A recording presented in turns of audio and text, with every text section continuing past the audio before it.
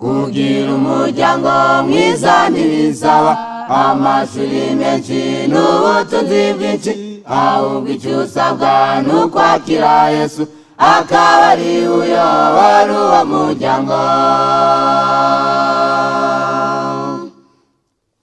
Kugira umuryango mwiza ntibisaba amashuri menshi n'ubutunzi bwinshi, ahubwo icyo usabwa ni ukwakira Yesu akaba ari uyobora uwo muryango.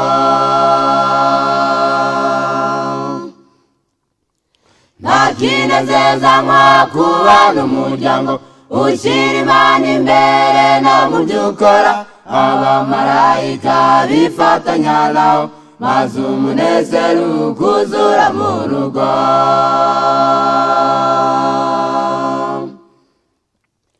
Kugira umuryango utarimo Yesu ni nk'ubwato buri mu mazi magari, utagira umuyobozi ubuyobora, umurabuka bwerekeza aho ushaka.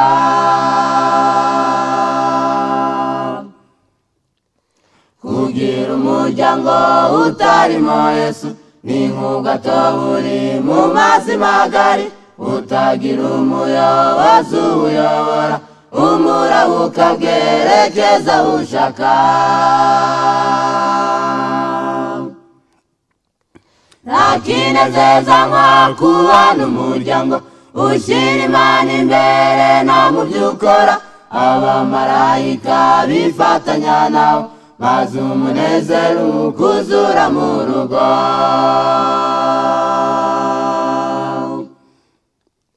Mureka amagambo meza ahora iwanyu, ubukristo buhera mu rugo, nimwirinde icyatuma mubabazanya, uwabuze amahoro yaba n'iwanyu.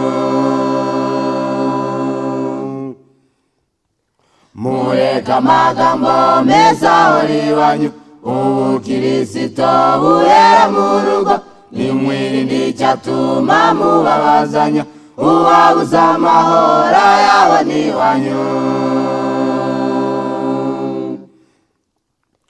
Nta kinezeza nko kubana umuryango ushyira Imana imbere no mu byo ukora, abamarayika bifatanya nawe maze umunezero ukuzura mu rugo.